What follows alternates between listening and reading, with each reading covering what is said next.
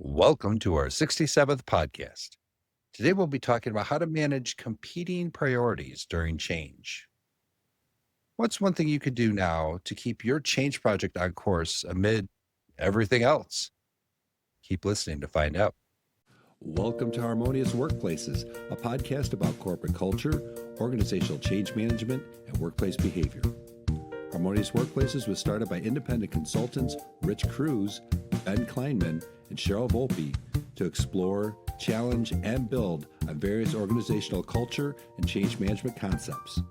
It's a blend of theory and practice based on their personal and professional experiences working with companies of all sizes across various industries. If you own a business, lead a team, want new ideas about the corporate environment, or just want to listen to a group of consultants talking about how to make work more enjoyable, we invite you to sit back, relax, and dive in with us to Harmonious Workplaces. Hello, Harmonious Workplaces listeners. Welcome back to our podcast. I'm Rich Cruz, an organizational development consultant, and I am joined today by my co-host and co-founder and colleague and co-author and all other things Cheryl Volpe. Hi, Cheryl. Hello. Good morning, Rich. Hi, everyone. Cheryl, what do we want to talk about today? We are going to talk about how to help your team manage multiple priorities during a change initiative. And there's always multiple priorities. It's not as if you can drop everything else that you were working on when this big change comes down the plate. Right.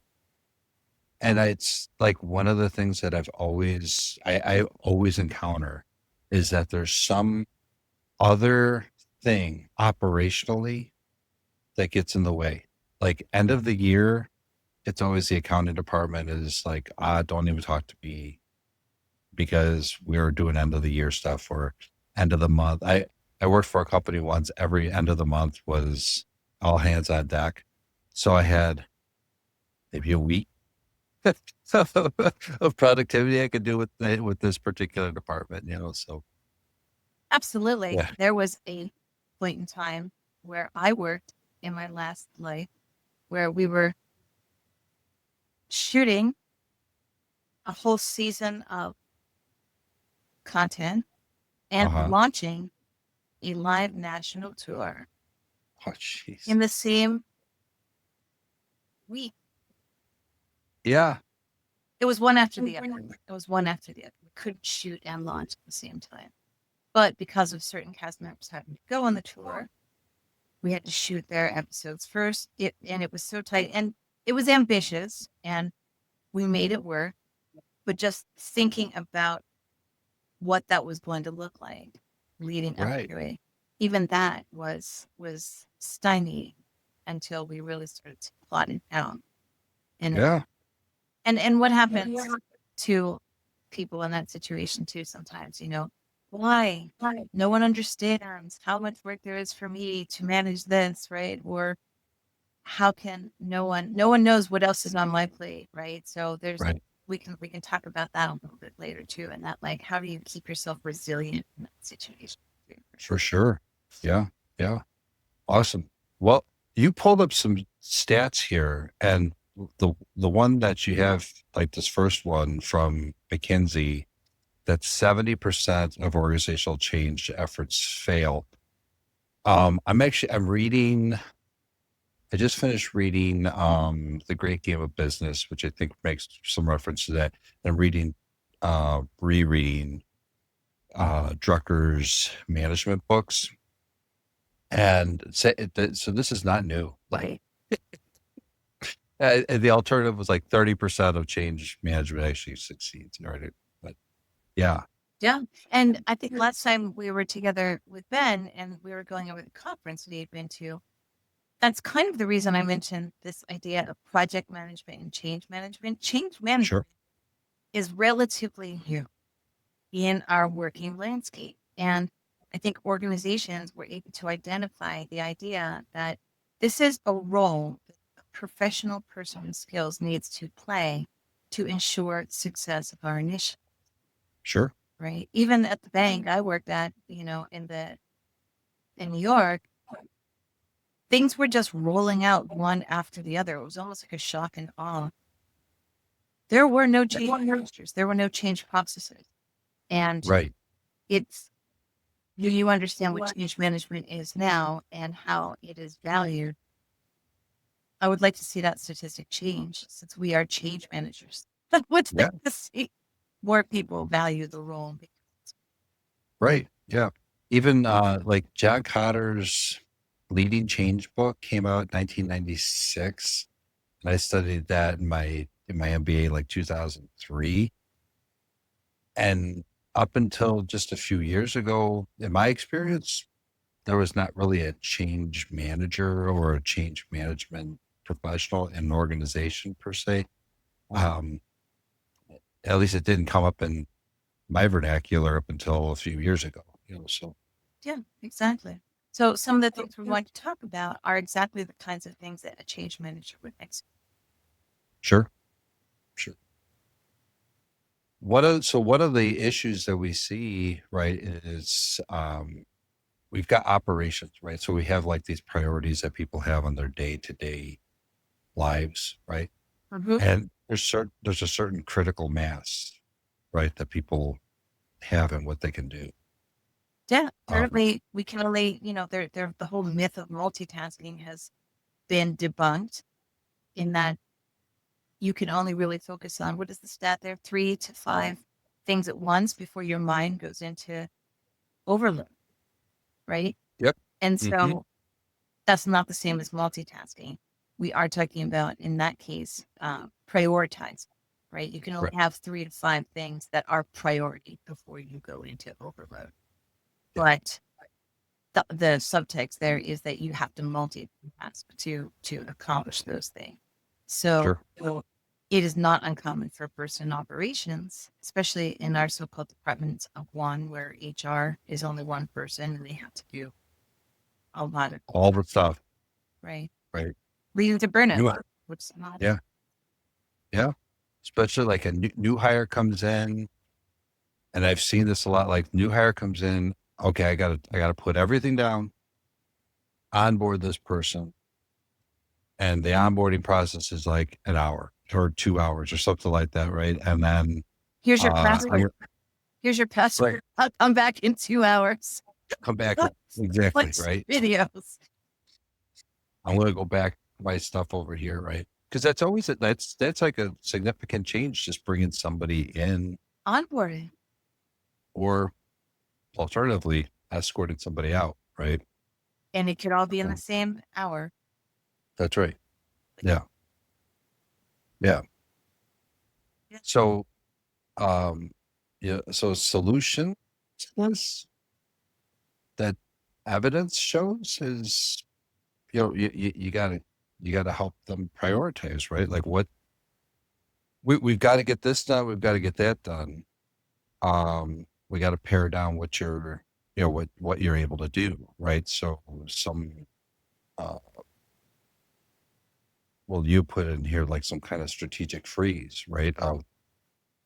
Do we absolutely need to get this done at this time, or can we reconfigure your schedule? Yeah. Right? What can we stop doing? Are there legacy projects that people are continuing to chip away at that have never been more than top tier priority? And so they'll never get done and they may not even be important anymore. And, Right. and this is when you hear people talk about, that's above my pay grade, right? Well, if making a decision around what would be important is above your pay grade, it very well may be, because you might not have all of the information you need to make a strategic decision about where the company is going for this or that reason. So that's why you Mhm. have to make sure that there are regular meetings from leaders to their managers to the front line. That communication has to be solid and consistent and dependable. And it's when the head is not connected to the hands, right? And there's not Right. enough communication. There's not enough understanding of what is a priority here. And Right. that's an easy thing. That's just set a regular meeting, have a schedule of check-ins. Yeah. That makes sense. you know? Have you ever so again, I read this book recently. It's been out for a while, The Great Game of Business, which makes it makes everything a game, but the idea is that it it's an open book, so everybody shares the financials, they share their KPIs with everybody in the company, right? But the idea is that there's some sense of ownership that's given to the employee. And some of that ownership is some of their feedback, right? And their not only their feedback, but their input into what needs to happen. Have you ever been in a situation where, or an organization where the employee is empowered to help make some of those decisions about what priorities they should be setting? I am familiar with that model. And most of my experience has been in hierarchies that didn't feature that kind of accountability or inclusion until, Mhm. for example, the 360 feedback process, right?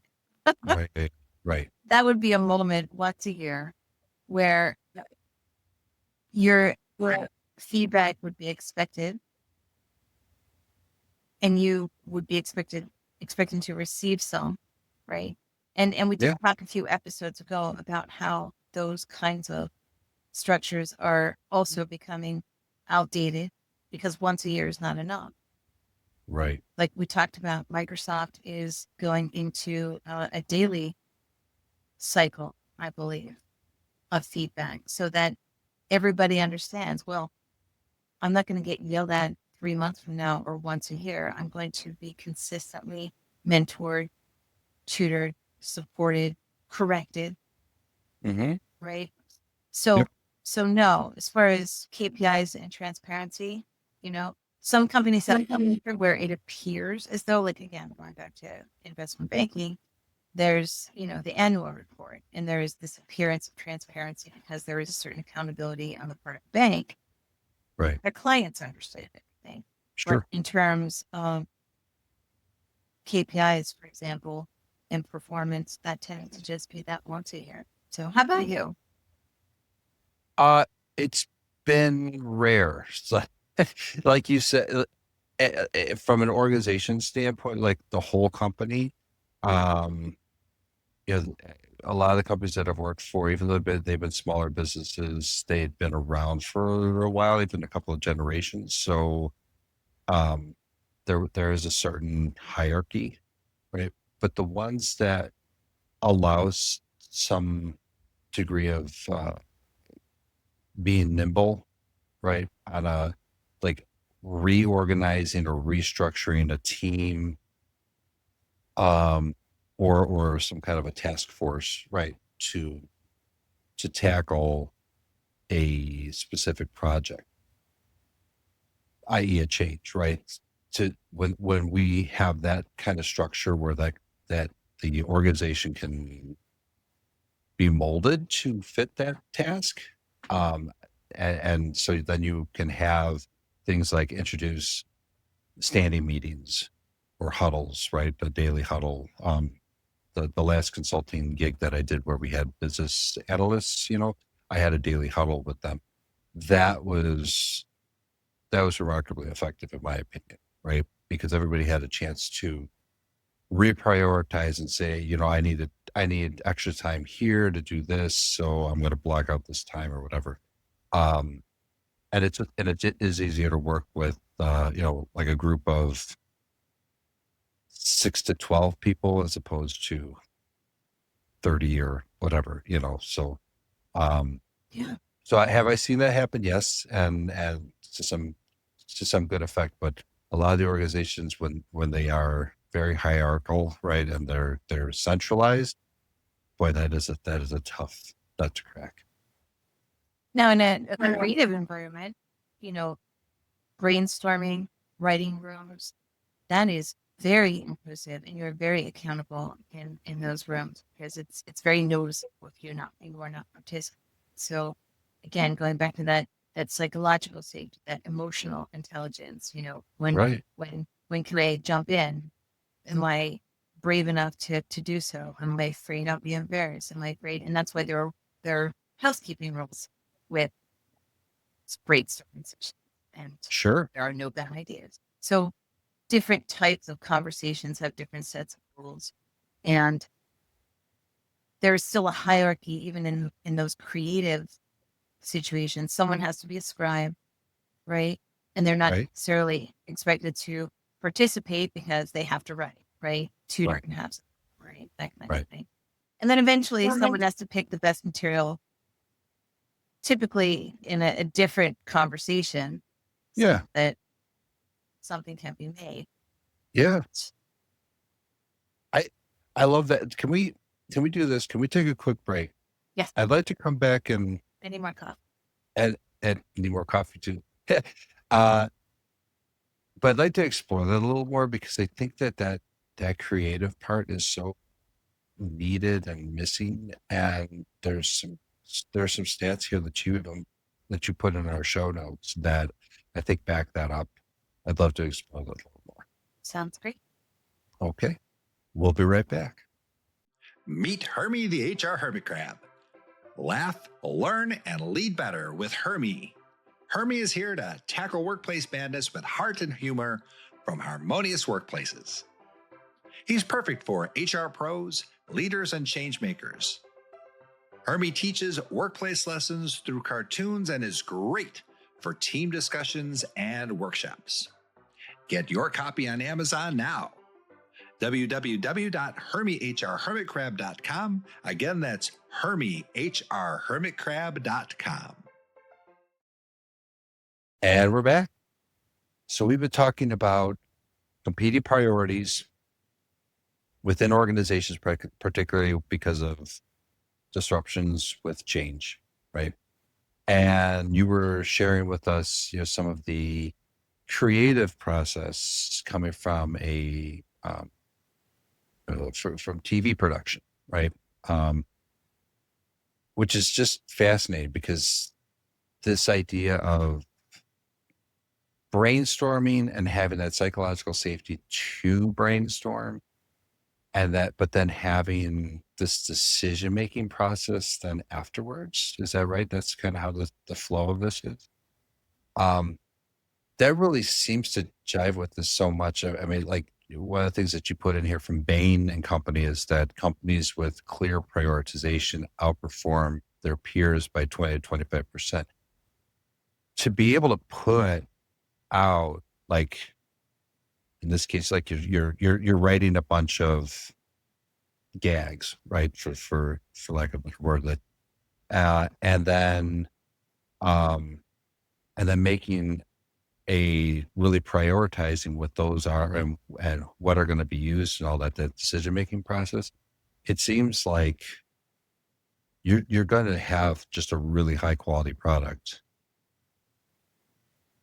When you create the volume of material that I was witnessing, Right. had your pick, of high quality material because there was so much generated the way the process was set up, and it did take longer to find, and it was a whole different production process to sort out the ones that were going to be used. Right. And they were molded and shaped and worked on a little bit more too. So comedy, it's I wanted to write a book, and anyone who wants to write it instead can go right ahead. But I wanted to call it Comedy is No Laughing Matter. Well, I love that. I mean, that has to exist already. It's a lot of work. And and brainstorming is sort of improv. I've loved improvisation artists and actors in those rooms doing that writing. So anyway, Sure. getting back to the idea that this creative kind of process can be applied to a corporate environment as well. Sure. And Sure. it is in different ways because you have these stages of generation of ideas, right? And going back to that idea of inclusion, where the frontline managers are included, like you were saying, they get this empowerment and accountability because they're brought in with a level of transparency, right? Mhm. Some companies can't function that way because that level of transparency is overwhelming Right. when there's a lot of competing priorities, getting back to that, right? If that level of transparency can be overwhelming to employees and team members, only because once they know, unless there's clear communication from their manager, so they're given all this information. What has to come with that is sorting it out and helping everyone understand, well, not that you have this entire big ball of information about the entire firm. Right. You have to know what is your part, what is your role, and what are your goals and objectives. And But I think that's where the problem is that um we tend not to write this stuff down. We tend not to documentation. share it out with everybody, right? So something as simple as a whiteboard or or a word cloud. In fact, I was just doing an exercise yesterday with a group of IO professionals where the presenter used a word cloud, but it's like you can't prioritize things unless you and the same thing with like organizational development. You can't solve a problem unless you name it, right? So you can't. So you have to document this stuff. You have to have a scribe that actually puts the stuff out there so you can make a heads or tails out of, okay, this should go here, that should go there, or whatever, right? Context, right? Yeah. Right. Yeah. Yeah, for Yeah. sure.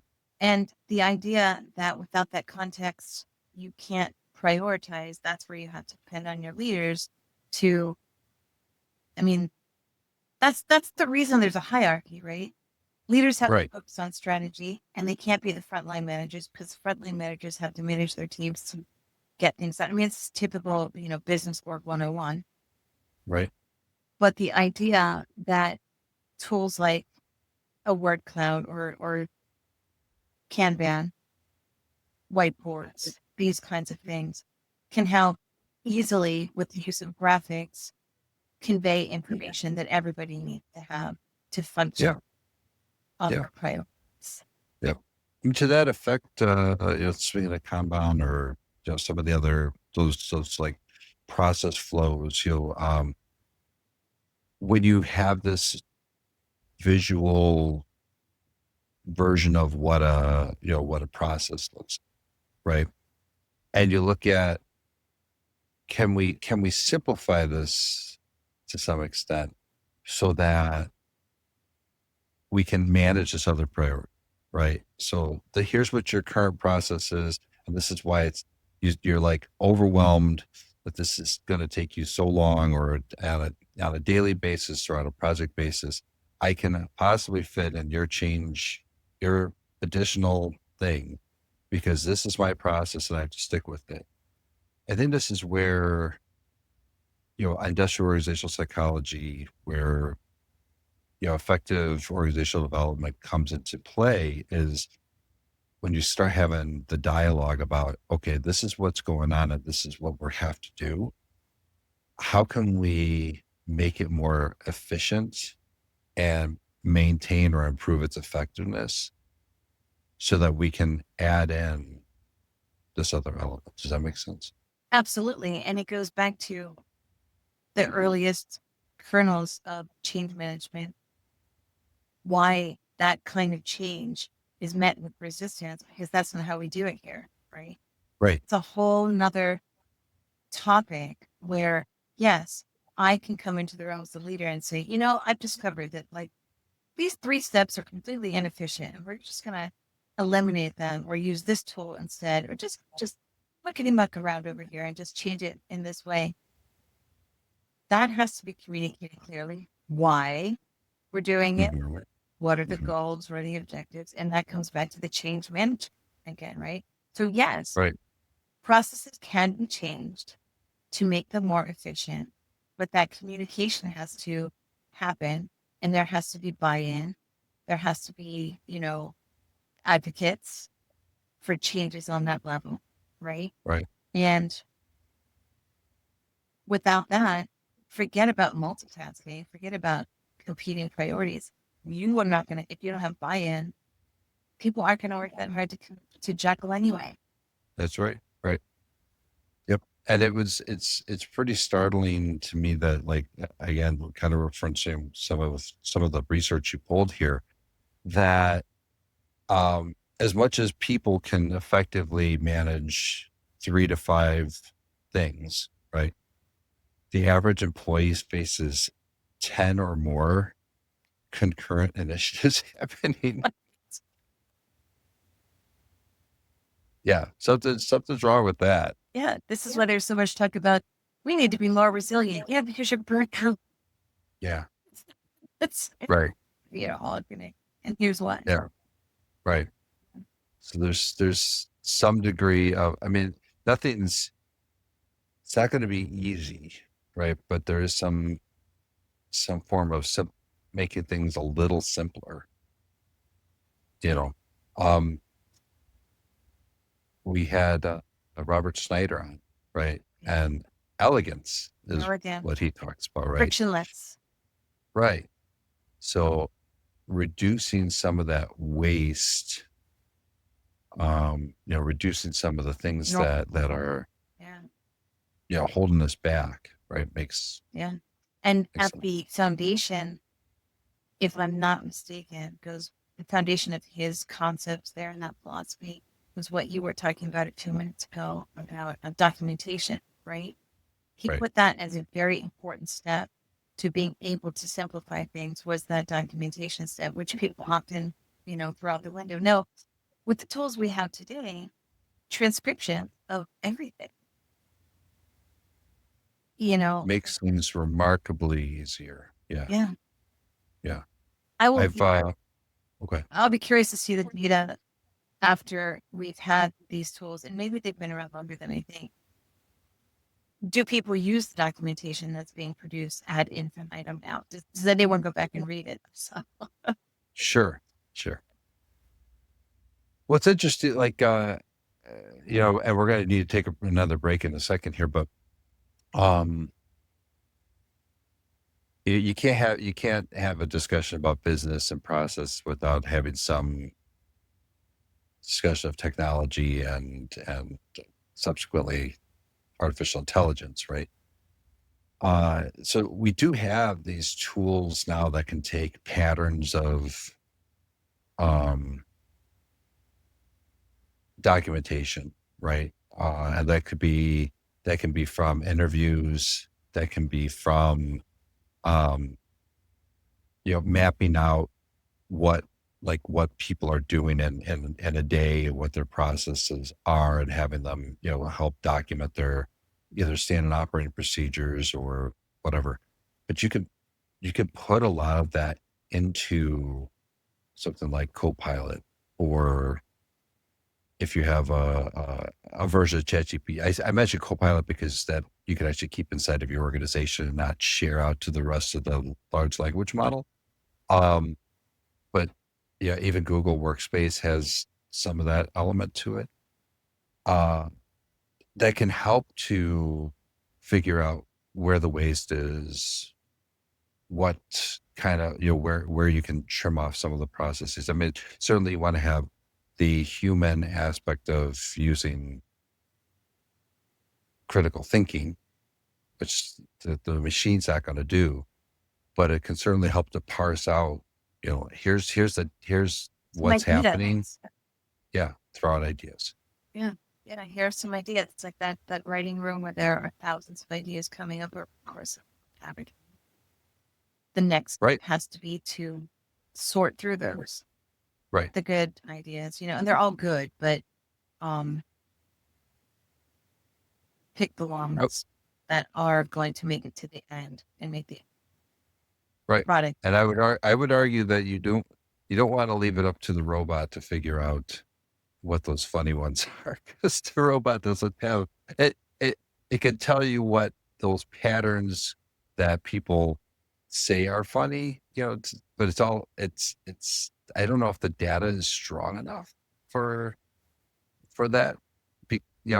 Who's actually saying this is funny or that's funny, Well, the last, I think there's, go ahead, no, go ahead. the last person, you won't hear that word in the writing room because it's kind of verboten. So the comedy cultures, at least the one I was a part of, you just don't ever use that word. Because too plain to plain. Interesting thing.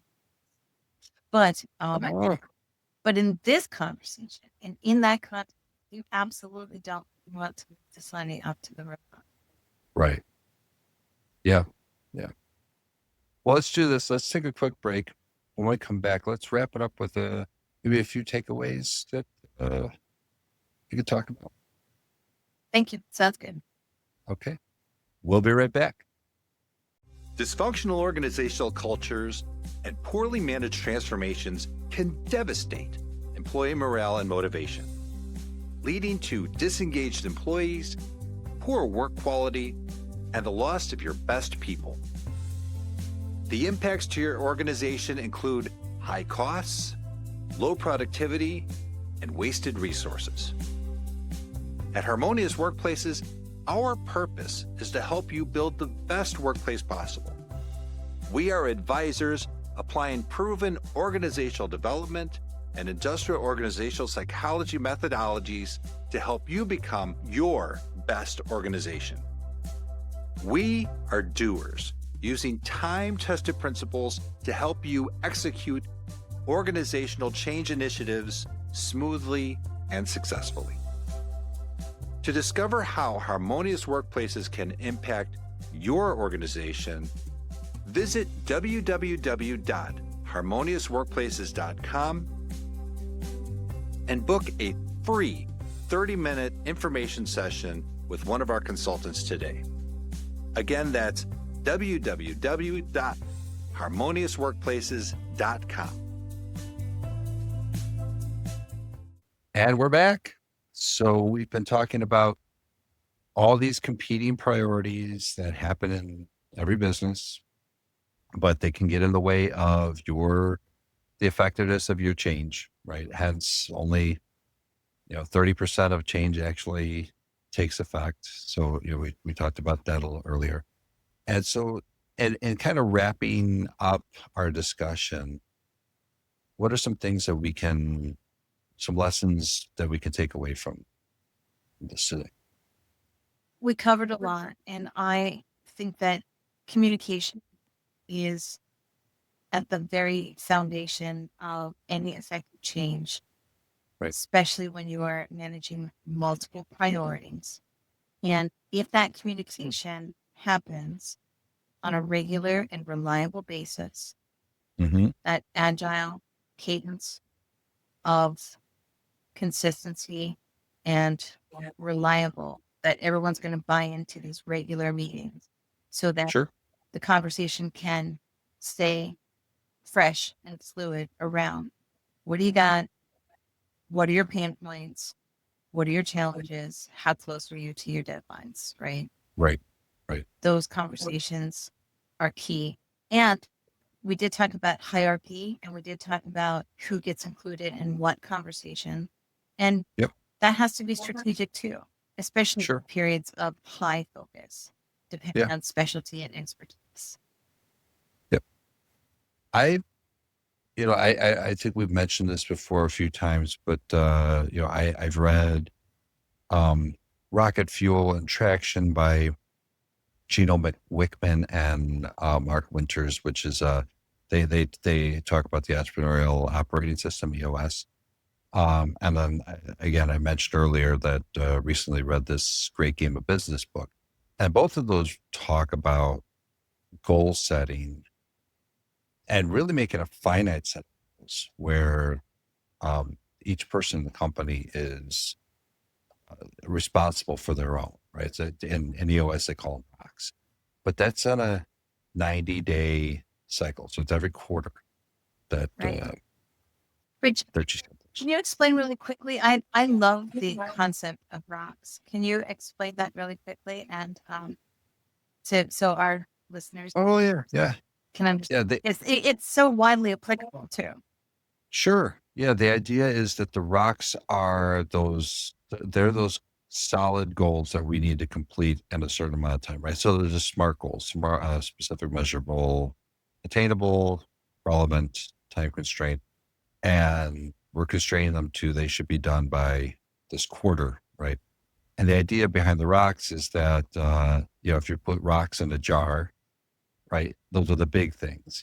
Then you can add in, if you've ever seen this demonstration, you can pour sand into that jar, and then you can pour, water. I remember somebody poured in beer, and they're like, if you get, if there's always time for friends and beer, but the idea is that if you did it the opposite way, right? If you put water or a liquid in, and then you put sand in, and then you put rocks in it, they won't fit in the jar.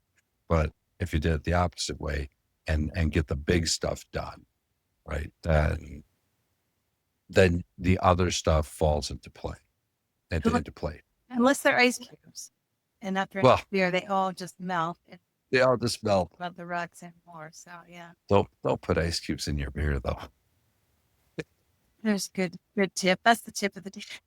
Tip of the day: don't put ice cubes in your beer.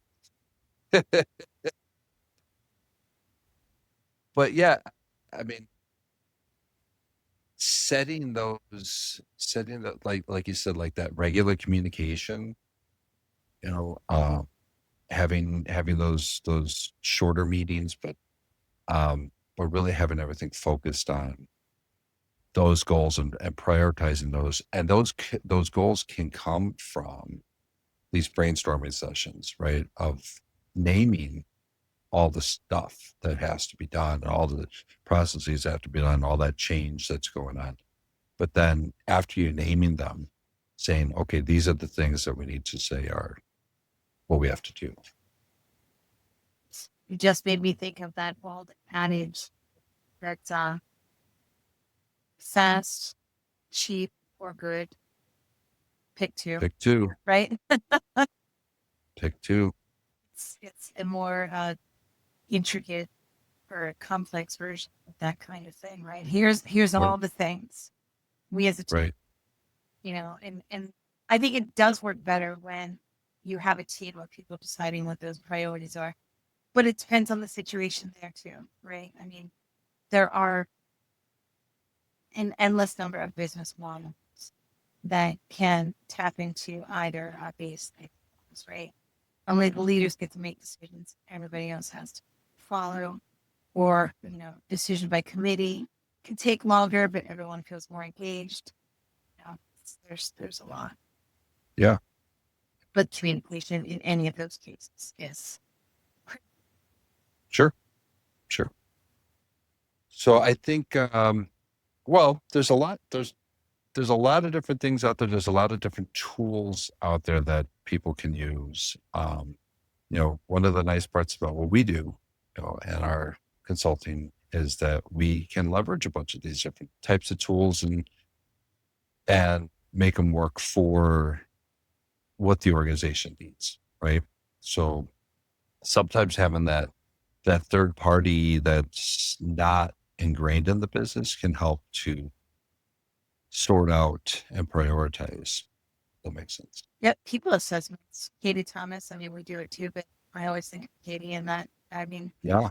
That's just one tool that we haven't even touched on that can help organizations prioritize who will do what, who will juggle what. Right. Yep. That's another episode. For sure. We should talk more about assessments. In fact, yesterday I was with a group of industrial organization psychologists. I should have brought that to your attention. I only learned about it the last minute. So, but there was a professor who was talking about reliable and valid assessments, right? But the idea is that you need to know what you have, like who you have and what their qualities are, and what their traits are, how their behavior patterns might be, some kind of predictive analysis of that. that would help in prioritizing things too. Sure. Another huge thing we do is job analysis, right? So let's say Oh yeah. we don't, in fact, assess people's skills, but instead we look at, do you know what your job is? Do you know what your Right. role is?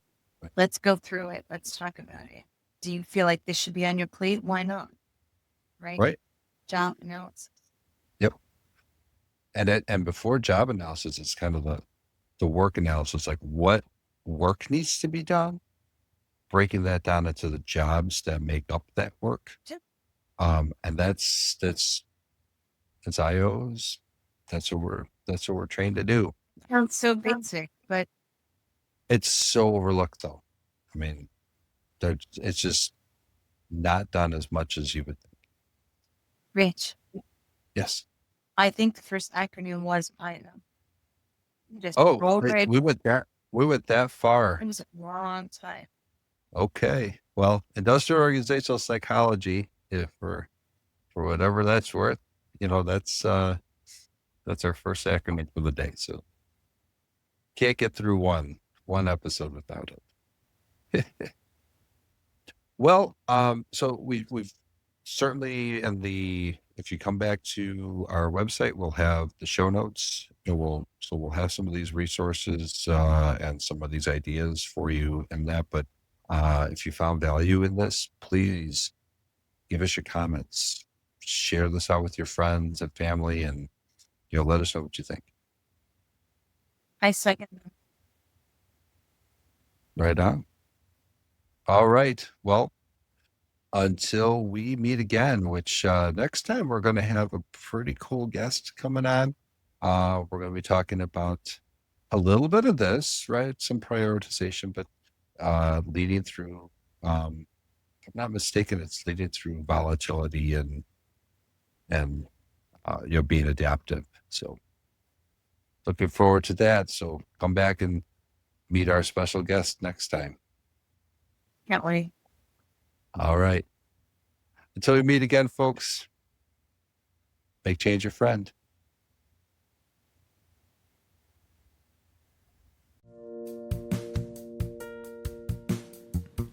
Thanks for listening to Harmonious Workplaces. You can find Harmonious Workplaces on LinkedIn, Twitter, YouTube, Spotify, Amazon, Apple, and other streaming platforms. We'd love any feedback on whatever channel you find us on. Please rate, like, and share our podcast with your network, and remember to add Harmonious Workplaces to your list of favorites to get notified about each new episode. To contact Rich or Cheryl, please visit www.workbalanceconsulting.com. To connect with Ben, find him on LinkedIn or visit at www.harborsidestrategy.com.